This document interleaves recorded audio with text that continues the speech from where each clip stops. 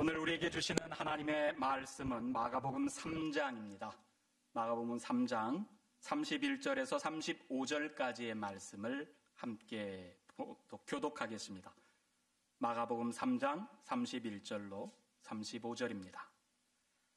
그때에 예수의 어머니와 동생들이 와서 밖에 서서 사람을 보내어 예수를 부르니 우리가 예수를 둘러 앉았다가 여짜오되 보소서 당신의 어머니와 동생들과 누이들이 밖에서 찾나이다. 대답하시되 누가 내 어머니이며 동생들이냐 하시고 둘러 앉은 자들을 보시며 이르시되 내 어머니와 내 동생들을 보라. 함께 읽습니다.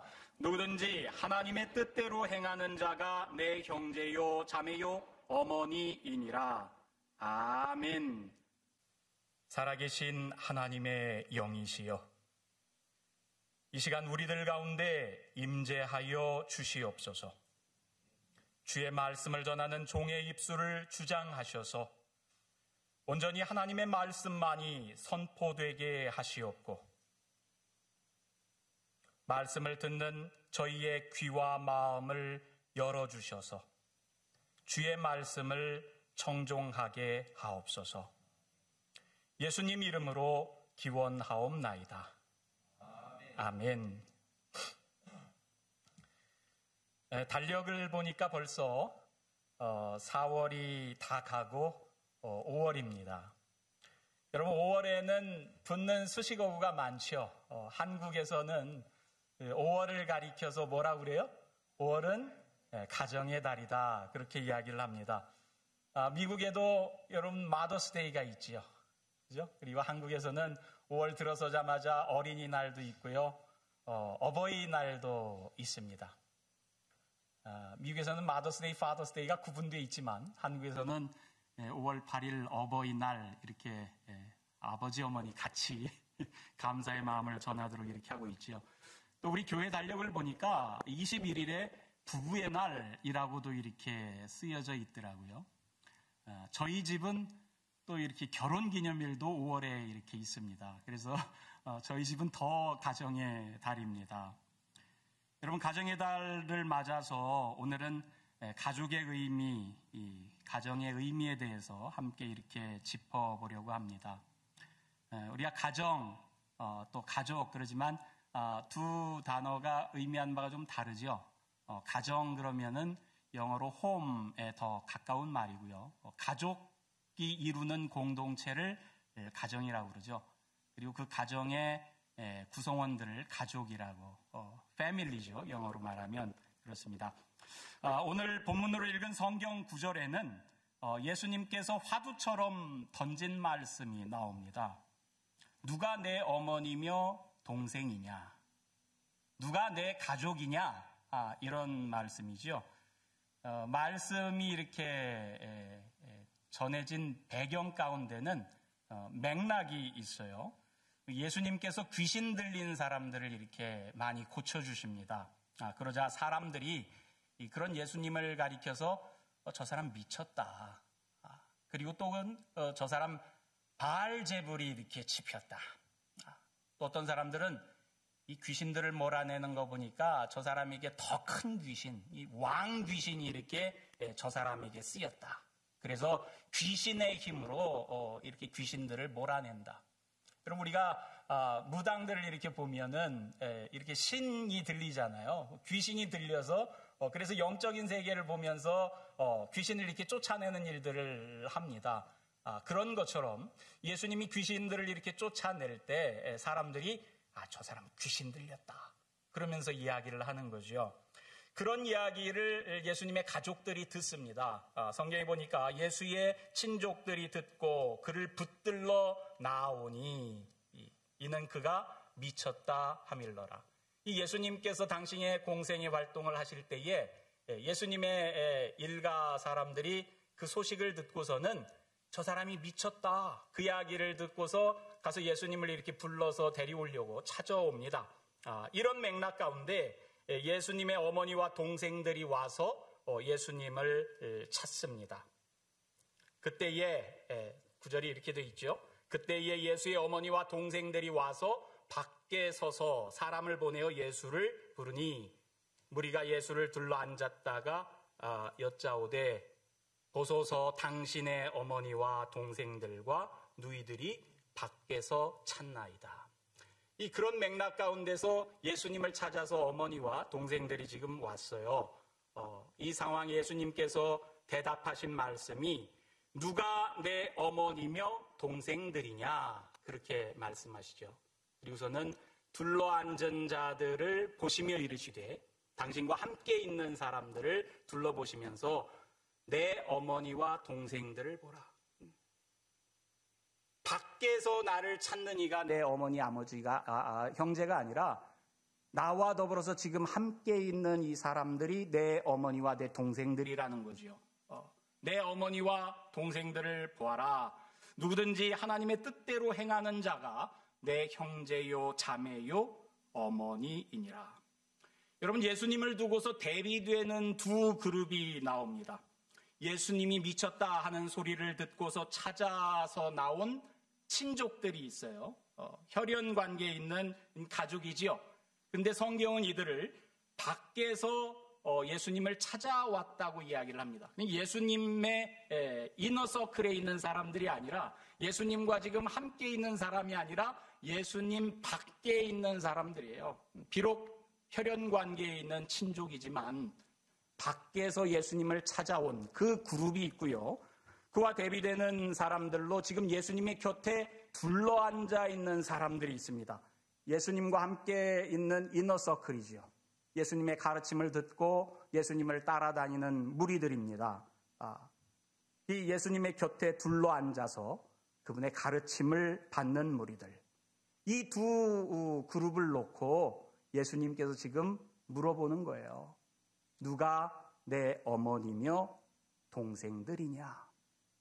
여러분, 어머니가 나를 찾아서 밖에서 왔는데 그 어머니를 박대하시느라고 저분이 내 어머니냐? 이렇게 묻는 그런 맥락이 아니라 예수님을 적대시하면서 그분을 미쳤다고 여기는 무리들 가운데 찾아온 비록 혈연 관계에 있을지라도 그 그룹이 있고 예수님과 함께 공생의 활동을 같이 하는 이너서클의 무리가 있는데 그 두 무리를 두고서 예수님께서 너희들은 누가 내 가족이라고 생각하느냐 하고서 묻는 말씀인 거죠. 자기를 부인하는 친족이 있어요. 관계에 있을지라도 그 그룹이 있고 예수님과 함께 공생의 활동을 같이 하는 이너서클의 여러분, 프랑스의 철학자 가운데 가브리엘 마르셀이라고 하는 분이 있어요. 이분이 이 가정을 가리켜서 이런 정의를 내렸습니다. 가정은 존재가 드러나는 곳이다. 이 가정이란 사람이 이 사람은 이러이러해, 이 사람은 어떠어떠해, 이 사람은 잘생겼어, 이 사람은 공부를 잘해, 이 사람은 능력이 많아, 이 사람은 돈을 잘 벌어. 여러분, 그렇게 사람을 이렇게 뭔가 이렇게 묘사해내는 외모, 성격, 재능, 재산 그런 것들 때문에 인정받고 사랑받는 곳이 아니라 그 존재 자체로 그 사람이 있다는 그 자체로 인정받고 사랑받는 곳이 가정이라는 거죠. 그래서 가정은 존재의 의미가 드러나는 것. 그런 이야기를 이 철학자가 해요. 여러분, 예를 들면 이런 거죠. 어떤 사람이 못생겼어요. 성격도 이렇게 좋지 못합니다. 다른 사람들과 인간관계를 잘 못해요. 그리고 특별한 탤런트도 없어요. 잘하는 것이라고는 하나도 없어요. 재산도 없어요. 그는 가정 밖에 일반 사회에서는 환영받기가 쉽지 않지요. 그 사람을 인정해주고 사랑해준다고 하는 것이 일반 세상에서는 뭔가 매력이라고는 하나도 없는데, 하지만 가정에서는 그렇지 않지요. 그런 사람일지라도 가정에서는 그냥 내 가족이라는 이유만으로 인정해주고 사랑해주고, 여러분, 내가 그냥 나라는 존재 자체로 인정받고 사랑받는 곳이 가정이라는 말이에요. 그 사람이 못생겼어도, 성격이 사교적이지 못해도, 아무런 재능이 없어도, 재산이 없다고 해도 그 사람의 있다는 그 존재 자체만으로 기뻐해 주는 곳이 가정이지요. 그리고 그래야만 하는 곳이 가정입니다. 여러분, 제가 벌써 이렇게 20여 년 전 일입니다만은 저희 집에 아기가 하나 이렇게 태어났어요. 처음에 태어났을 때는 뭐 이렇게 태어나면서 뭐 이렇게 여러분 산도를 통해서 나오니까 얼굴도 길쭉해지고 뭐 못생겼죠. 근데도 이뻐 보여요. 못생겼는데. 내가 낳은 자식이라고. 근데 이게 시간이 조금씩 지나서 몇 달 지나니까 그 길쭉했던 얼굴도 이렇게 동글동글해지고 더 예뻐졌어요. 그리고서는 제 아내는 얘가 세상에서 제일 이뻐. 그리고서는 또 지나가는 사람들이 아이를 보고 얘 이쁘다 그러면은 기분이 더 좋아해. 근데 어떤 사람들은 지나가면서 아무 말도 안 하고 지나가. 그러면 제 아내가 저 사람 좀 이상해. 어떻게 이렇게 예쁜 아기를 보고 예쁘다는 소리를 안 하고 갈 수 있지? 이 눈이 이상하다는 거죠. 여러분, 모든 사람들에게 다 예뻐 보이겠습니까? 자기 새끼니까 자기 눈에 예뻐 보이는 거죠. 설령 아기가 못생겼어도 여러분, 엄마 아빠 눈에는 예뻐 보여요. 그게 가족이고 가정인 거죠. 여러분, 이런 의미에서 우리는 가정을 우리가 쉴 수 있는 안식처라고 이렇게 합니다. 쉬는 장소라는 이야기죠. 여러분, 쉬는 장소란 말이 가정에서 아무 일도 하지 않고 놀기만 한다는 그런 뜻이 아니라 여러분, 가정에서도 얼마나 가사 일이 많아요. 뭐 아빠도 그렇고 엄마도 그렇고 저마다 가정 내에서도 할 일들이 많지요.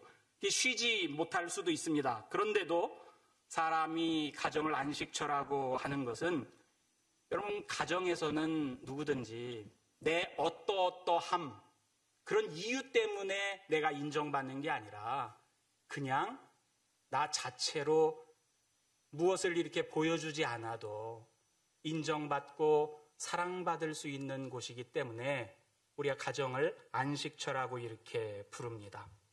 그의 존재 그 자체로 인정받고 사랑받는 곳.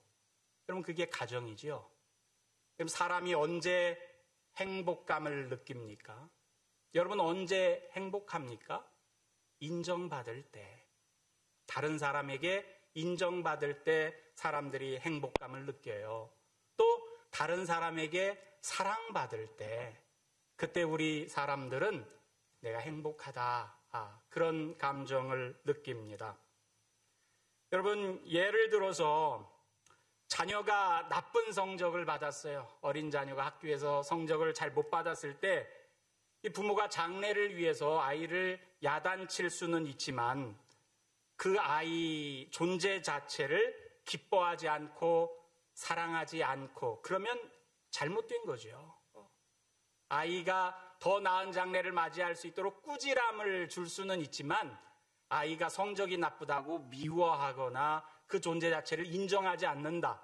그러면 이 올바른 가정이 아니지요. 여러분, 마찬가지로 뒤집어서 부모가 돈을 잘 못 벌어와요. 그런다고 아이가 부모의 존재를 인정하지 않고 부모를 이렇게 존경하지 않고 귀하게 여기지 않는다. 그러면 그것도 잘못된 가정입니다. 왜 그래요? 가족은 존재 자체만으로 인정해주고 사랑해주는 공동체인데 이런 경우에는 존재 자체가 아니라 그 사람의 어떠함 때문에 공부를 잘해서 예뻐한다. 뭐 부모가 돈을 잘 벌어와서 존경한다. 이 잘못된 개념 가운데서 가정을 이해하기 때문에 그래요. 여러분, 그런 가정이라면 안식처가 될 수 없습니다. 가정이라고 할 수도 없지요. 올바른 가정은 이 철학자의 말처럼 존재의 의미가 그대로 드러날 수 있는 곳이 가정입니다. 여러분, 우리가 문학 작품들을 보면 이 가정이 온전치 못해서 비극적인 삶을 이렇게 보여주는 그런 것을 작품화한 것들이 얼마나 많습니까? 여러분, 대표적으로 카프카의 변신이라는 책이 하나 있어요. 그레고리라고 하는 사람이 주인공입니다. 이게 직물회사 천을 이렇게 만들어서 파는 회사의 세일즈맨인데, 이 사람이 어느 날 아침에 자고 일어났더니 자기가 벌레로 변해 있어요. 침대에 이 바퀴벌레가 뒤집어져 있는 것처럼 사람 덩치만한 그런 벌레로 이렇게 변해 있는 거예요. 이 세상에 흉측하죠. 버둥버둥거리는데 평소처럼 이렇게 일어날 수가 없습니다. 손과 발이 아니라 여러 개의 다리가 이렇게 달려있는데 스스로 봐도 혐오스러워요. 둥근 등이 있고 이렇게 버둥버둥거리는 자기의 발이 보이고, 또 이렇게 누렇게 되어 있는 자기의 배도 이렇게 보입니다. 갑옷처럼 딱딱해진 등, 아치형으로 부풀어 오른 갈색의 배, 불안스레 꿈틀거리는 다리들. 이 무슨 곤충이다라고 이렇게 적어 있진 않지만 커다란 풍뎅이 정도로 우리가 연상해 볼 수 있는 그런 벌레로 이렇게 변해요. 그러자 가족들이 이 모습을 보고서는 놀라고 슬퍼하고 어쩔 줄 몰라 합니다. 그러면서 한편으로는 절망합니다. 절망하는 이유가 이 아들이 이 가정의 가장이에요. 나가서 돈을 벌어와서 아버지 어머니를 이렇게 봉양하고, 또 하나뿐인 누이 동생에게 바이올린을 이렇게 가르치면서 전문 음악가가 될 수 있도록 이렇게 귀하게 가족을 위해서 평생을 수고하는 그런 아들인데, 이제 돈을 벌러 나가지 못하니까 가족이 어떻게 살아야 되나 하고서는 절망합니다. 그래서 생계는 물론이고 이 가족이 빚도 이렇게 졌는데 앞으로 어떻게 할까. 근데 이렇게 걱정하던 마음이 시간이 점점 이렇게 지나면서 가족들이 이 아들을 염려하고 슬퍼하는 그 마음은 사라지고, 이 아들을 돌보는데 귀찮아하는 마음이 점점 더 커갑니다. 그리고는 결국 어떻게 변할까요? 저것 때문에 못 살겠다. 저것을 없앨 계획을 세워야 된다. 그러면서 다른 가족들이 외치기까지 이렇게 이릅니다. 왜요? 더 이상 돈도 벌어올 수도 없고, 이 어쩔 줄 모르는 상황에서 하숙을 쳐서 다른 사람들에게 이렇게 돈을 받아서 생활해 나가는데, 이 벌레가 된 아들을 보고 사람들이 기겁해서 도망가는 그런 형국이 벌어지니까 저것 때문에 못 살겠다. 없애야 된다. 그래서 아버지, 어머니, 심지어는 오빠라고 이렇게 돌보아줬던 여동생도 이 적대시하면서 변합니다. 여러분, 소설을 보면 이 그레고리라고 하는 사람이 곤충으로 변했는데 이것도 변신이지요. 그런데 이 변한 아들을 두고서 가족들이 그를 대하는 태도도 변해갑니다. 또 다른 변신이에요. 여러분, 결국 그레고르는 가족들의 냉대와 폭력과 증오 속에서 아버지가 던졌던 사과에 맞은 등이 썩어가면서 죽음에 다다릅니다. 그때 가족들은 어땠을까요? 그의 죽음 앞에서 하나님께 도리어 감사하고 악몽 같았던 지난 몇 달의 고통을 씻어버리기 위해서 교회로 소풍을 가면서 이제 새로운 꿈을 우리가 어떻게 살지 이렇게 꾸어나가면서 작품이 끝납니다. 여러분, 원래 카프카의 작품이 그 독특한 상징성 때문에 여러 가지 해석들을 낳을 수 있지만, 오늘 우리는 가족에 대한 것을 이렇게 생각하니까 그런 맥락에서 이 소설을 이렇게 들여다보면, 여러분, 그레고르라는 사람은 가족들에게 그 존재 자체로 인정받았던 아들이 아니요. 돈을 많이 벌어와서 이 동생의 바이올린을 가르쳐 줄 수 있는 능력이 있어서 그런 것들이 사라졌을 때는 인정받지 못하는 그런 가족의 이미지를 보여줍니다. 가정에서마저 가족의 어떠어떠함 때문에 그를 사랑한다면 그것이 변했을 경우 일어날 수 있는 일들을 잘 보여주는 그런 작품이라고 이렇게 할 수 있을 거예요. 벌레로 변한 그 모습이 아니라 가족들이 변해가는 모습 때문에 이 작품을 읽어가면서 마음이 이렇게 씁쓸해지는 그런 경험을 하게 됩니다.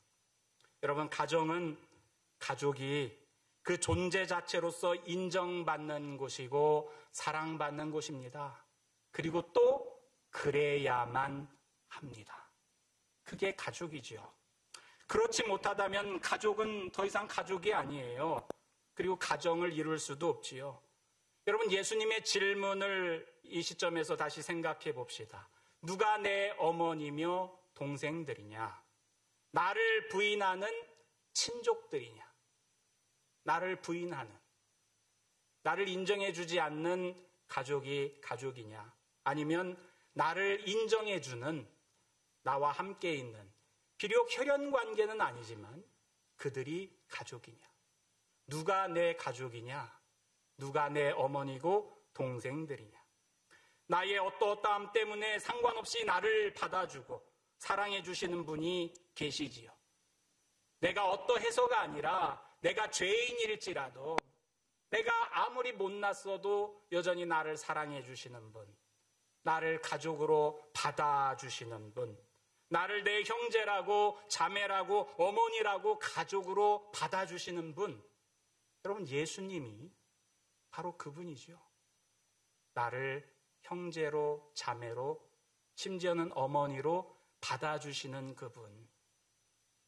내가 잘나서, 내가 능력이 많아서, 아니요, 그런 거 상관없이, 심지어는 내가 죄 많은, 다른 사람들이 기피하는 사람일지라도 나를 새롭게 인정해주고 받아주시는 그분, 그분이 우리를 가족으로 맞아주십니다. 여러분, 성경은 진정한 가족을 여러 모양으로 묘사해서 보여주는데요. 그 중에 하나가 룻기입니다. 여러분, 모압 여인인 룻이 유대 땅에 왔어요. 베들레헴에 왔습니다. 공동체 일원으로, 가족 구성원으로 그 유대 땅에서 이방 여인이 받아들여지는 이야기가 룻기지요. 이 룻이라는 여인이 어떠어떠함 때문에 그를 인정해 주는 게 아니요, 효성이 지극해서 그를 인정해 주는 게 아니요, 우리 공동체에 들어왔으니까, 우리와 함께 하게 된 사람이니까 그 공동체에서 그녀를 인정해 주고 사랑해 줍니다. 출신이 달라도, 인종이 달라도, 가진 것이 없어도, 죄인일지라도, 모압 여인, 여러분, 모압 사람들에 대해서 유대 사람들이 호의적이지 않아요. 다른 인종 사람인데 또 적대적인 관계에 있는 사람이에요. 이 모압 여인이라고 하는 출생을 놓고 보면 환영받지 못할 사람입니다. 또 이 여인이 뭐 가진 것이 있습니까? 아무것도 없어서 와가지고 기껏 여러분 농사 지은 거 수확해 나면 떨어진 이삭이나 주워가지고 살아갈 그 가난한 사람. 여러분, 가난한 사람들을 이렇게 반겨준다는 것이 쉽지 않지요. 우리가 통일을 위해서 늘 기도하지만 한편에서는 통일을 달갑게 여기지 않는 사람들도 있어요. 통일이 되면 어떻게 감당할 건데, 남쪽에 잘 사는 사람들은 어떻게 그 가난한 사람들을 우리가 살필 건데, 여러분, 독일이 통일되고 나서 한동안 진통을 겪지 않습니까? 그것을 어떻게 감당할 건데 하면서 염려하면서 가난한 사람들이 몰려오는 것, 여러분, 난민들이 몰려올 때에 유럽 여러 나라들이 반기지 않는 상황도 마찬가지지요. 우리도 남미에서 사람들이 이렇게 넘어오면 여러분, 그것을 반기지 않으면서 그런 주들이 많잖아요. 미국에서도 이민을 반기지 않는, 더군다나 난민을 반기지 않는 그런 부류의 사람들이 얼마나 많습니까? 룻은 반길 만한 여지가 없는 여인이지요. 그런데 출신이 달라도, 인종이 달라도, 가진 것이 없어도, 심지어 이방 여인이야, 죄인이야 그렇게 여길지어도 그 사람이 하나님의 자녀라고 내 형제 자매인 것을 인정하고 사랑하는 이야기가 이 룻기의 줄거리요. 룻기 4장에 보면, 여러분, 룻기의 결말 부분에 보면 어떤 것들이 나옵니까? 온 마을이 이 룻을 공동체의 일원으로 이렇게 받아들이면서 축복합니다. 장로들이 이 보아스와 룻을 축복하면서 유다의 후손으로 그들이 이렇게 축복받기를 기원해 주고요. 온 마을이 룻이 낳은 아이를 함께 이렇게 기뻐하면서 키워나가는 이야기가 나옵니다. 이런 구절이 있지요. 나오미가 아기를 받아 품에 품고 그의 양육자가 되니 그의 이웃 여인들이 그에게 이름을 지어주되 나오미에게 아들이 태어났다 하여 그의 이름을 오벳이라 하였는데 그는 다윗의 아버지인 이새의 아버지였더라. 그러면서 여러분 유다가 다말에게서 낳은 그 베레스 이후의 족보가 이렇게 쭉 이어져 나오면서 룻기가 끝나는데요. 여러분 이 구절 한번 보세요. 아이가 태어났어요. 룻이 아들을 낳았습니다. 그랬더니 그 아들을 누가 양육자가 돼요? 할머니가, 나오미가 아기를 받아 품에 품고 그의 양육자가 되니, 우리 교회도 할머니가 손주들의 양육자가 되어주는 분들이 많은데, 할머니에서 이야기가 끝나는 게 아니라 그의 이웃 여인들이 그에게 이름을 지어주되, 오벳이라고. 여러분 이름을 누가 지어줘요? 여러분 이삭이 태어났을 때, 마음이 태어났을 때 이름 누가 지어줬나요? 여기에 보니까 마을 아낙네들이 이름을 붙여줘요. 여러분 이런 경우 봤어요? 이웃 여인들이, 그 베들레헴에 사는 아줌마들이, 할머니들이 이 나오미의 손자의 이름을 지어주는 거예요. 이게 뭐예요? 온 마을이 그 아이를 환영하면서 이 마을의 가족 공동체의 일원으로 그 아이를 받아들이는 거예요. 이방 여인이 낳은 아이인데 온 마을이 그 아이를 받아들이는 가족 공동체의 이야기가 룻기의 이야기입니다. 여러분 한 명 한 명의 아이들 키운다는 것, 이 아프리카 속담 가운데 그런 말이 있다고 그러죠. 아이 하나를 키우기 위해서 마을 전체가 필요하다. 여러분 한 명 한 명 아이들, 그 아이들은 신이, 하나님이 보내준 가장 소중한 선물인데, 그 선물을 우리가 잘 키워내기 위해서는 사회 전체의 도움과 상호작용이 필요하다. 그런 맥락에서 아이 하나를 키우려면 마을 전체가 필요하다. 이런 말이 이렇게 나오는데요. 여기 마을 전체라는 말이 뭐예요? 그 아이의 존재를 인정해주는 가족 공동체를 이야기하는 거예요. 여러분 아이뿐만이겠습니까? 어른도 마찬가지요. 사람이 살기 위해서는요, 내 존재 자체만으로 내가 어떠어떠하다고 나를 수식하는 그 어구들이 아니라, 내가 잘생겼고 내가 돈이 많고 내가 능력이 있고, 여러분 이런 것 없어도 그냥 나 존재 자체로 내가 인정받는, 나를 사랑해주는 그런 공동체가 필요해요. 아이만이 아니라 여러분도 다 그런 공동체가 필요하다고요. 여러분들이 살기 위해서는 나를 그대로 인정해주는 공동체, 그게 가족 공동체고 그게 가정이지요. 여러분 이 가족 공동체, 오늘 주님이 우리를 받아주는 이 가족 공동체가 여러분 교회인 줄로 믿습니다. 여러분 예수님께서 또 이렇게 말씀을 합니다.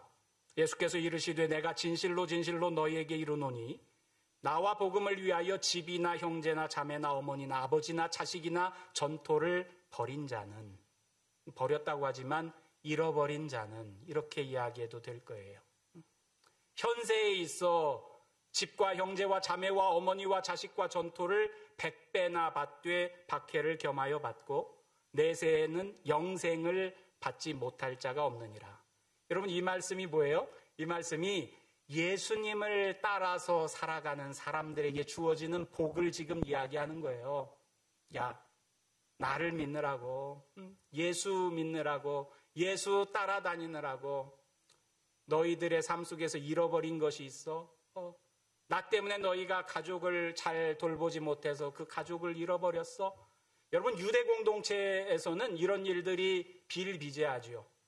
제가 전에 이렇게 시카고 로렌스 지역에서 이렇게 살 때 스코키가 바로 옆이니까, 여러분 스코키에 유대인들 공동체가 많잖아요. 근데 그 유대인들 공동체 중에 유대인들도 여러분 더 이렇게 보수적인 유대인들이 있고 조금 진보적인 유대인들이 있고 그래요. 근데 보수적인 유대인들을 어소덕스라고 합니다. 그냥 전통 그대로 이렇게 삶을 살아가는 사람들, 갓 같은 모자를 쓰고 옷 옆에 이렇게 줄을 달아 매고, 그런 공동체에서는 예수를 믿는다, 다른 종교를 이렇게 믿는다 그러면 자기 공동체에서 쫓아내요. 이 오소독시한 유대인들은 자기들끼리 살죠.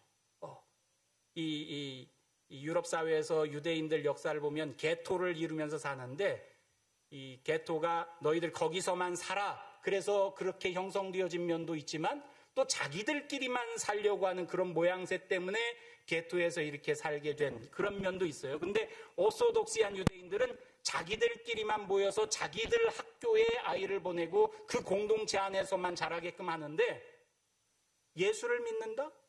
그러면 너 우리 공동체에서 나가, 그러는 거죠. 그래서 자기 형제, 자매, 어머니, 집, 아버지 잃어버리는 거죠.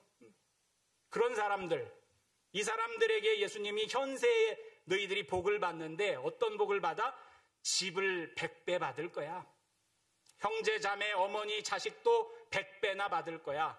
그러면서 새로운 가족을 이들에게 이렇게 주어요. 그럼 이 새로운 가족이 뭐예요? 이게 교회지요.